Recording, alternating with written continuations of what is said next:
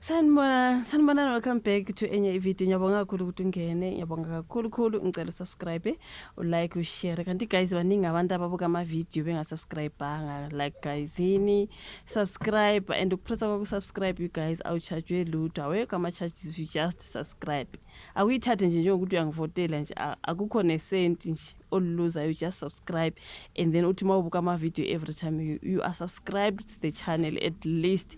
Yona into engiyicela ibafowethu sibaningi kabi esilana and you are not subscribed. Ase believe doch ngicela ukuthi usubscribe bese siyangena udabeni luka baba ke uJulius Mkhwanazi nalona ke ukuthiwa Lerutla. Okay, so kuningi sengikuzile kagiso Lerutla okuhlanganisa nje oSiyan Buji, Hlanso Siyan Buji, Omahu, Osthelo Shozi, ngulo baba lo fake imask bafethu kuthiwa ke uyiblessa ke lamantombazana delo ke trend abelokhu ngizibukile nje indaba zabo oSiyan Buji. uSiyan inkinga yakhe ukuthi yonke into yakhe she must angazi ngathi show off noma ngathi she must just post everything.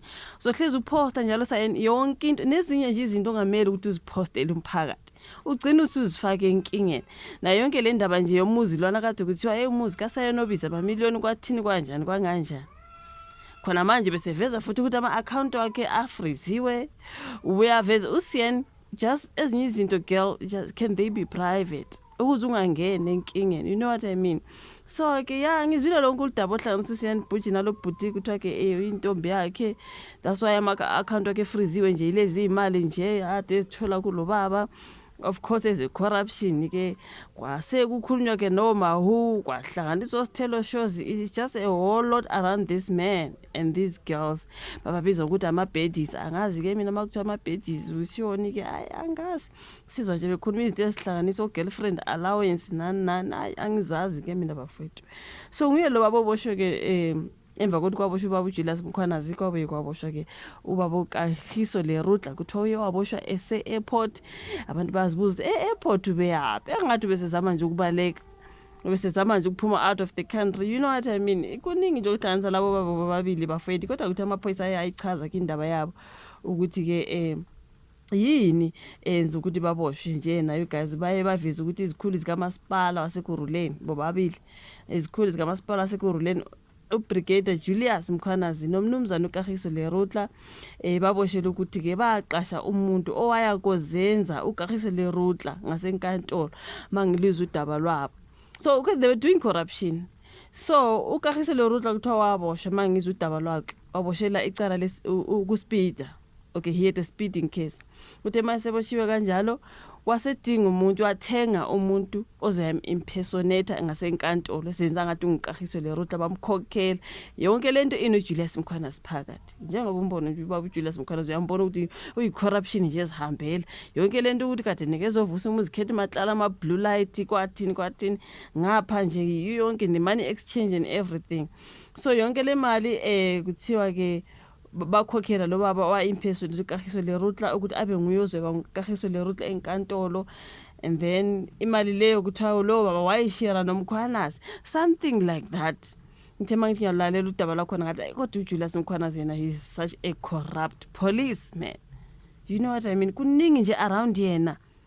Khumbula le ndaba yakhulunywa ngo-Witness D ukuthi okay kwakunomuntu ababe angazi investigator laphana kwabizwa le police leli wafika laphana wabuye wathi ke lo muntu lo kushuthi lo muntu babe investigator babemhlukumeza babemshaya whatever is happening. Okay, lo washona wakhulunywa ngegama kodwa ngizokulimention mina lapha just trying to protect myself. Okay, sikwakhuluma uwitness D mangabe uyakhumbula ngesikhathi efakaza ukuthi washaywa loyo muntu ezama ukubribe amaphoyisa because of something that he was doing or something what he was hiding, but esebemhlukumezile loyo muntu washona. Uthe mayeseshonile uthe mase kuzofika leli police lika masipala waseKuruleni labuya lathi kubo witness D hambani lo damba lomzimba kuphi.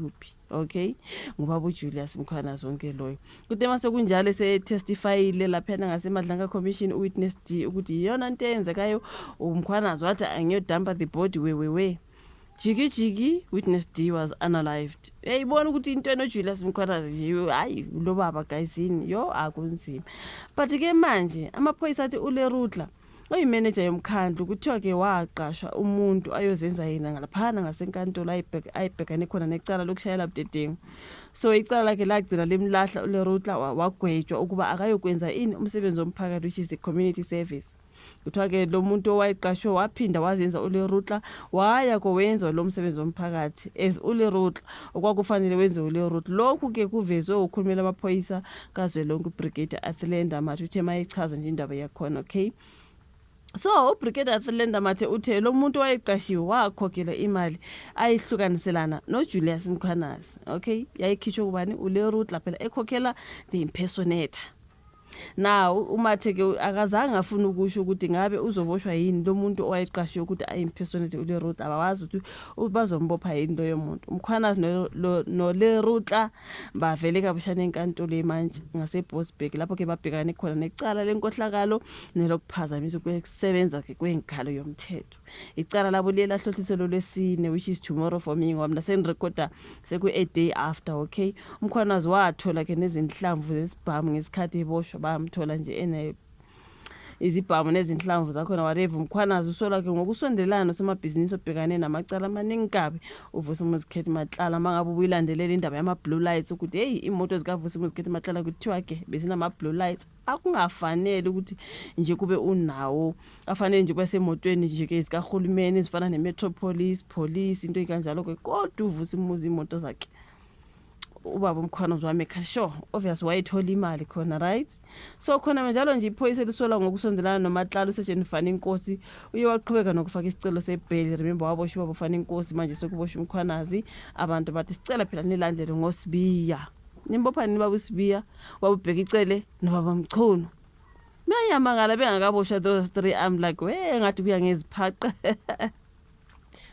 Ubaba uFani Nkosi yena uye uboshwele icala lokuphazamisa ukusebenza kwengalo yomthetho nokuphula imigomo yokugcina kwezibhamu. Isinqumo esisesiceleni sakhe sebail sizokhishwa kusasa ke, which is Thursday. Nayo uMatlala uvele kafushane enkantolo izolo lapha ke agcine khona futhi ukuthi asuswe, acele khona ukuthi asuswe ejele eliKwaZulu Natal iBhongweni ayogcina kuphi ngaseKhoshimampuru.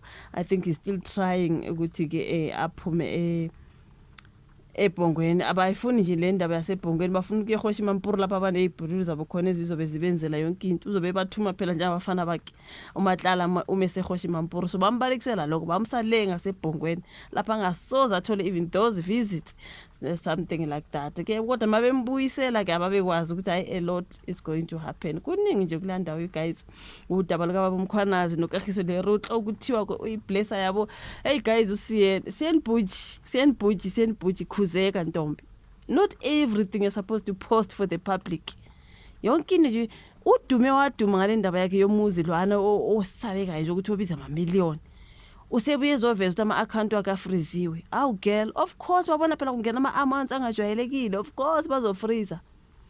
Ngabe wathatha kuLerutla, there's just a whole lot. Abantu sebethi nabo mahu nabo sithele shows bekuzintombi zikalobhuti sicela ukuthi ni-investigate imali zabo bazithatha. Guys, there's a lot that is happening. Angaziyo zala Nkomoni, ngicela ulike, angidithe subscribe khona uzowathola wonke ama-video. Usubscribe ufake i-notification bell yakho on, usiyawalike ama-video because uYouTube njalo uzoleke ukurecommendela wona, something like that. Uma ungenza lezo zinto ezimahala ungakhokhi lutho. Ngiyabonga kakhulu, ulike, usubscribe, ushare, wenze njalo bese sibonana kwelandelayo. Bye.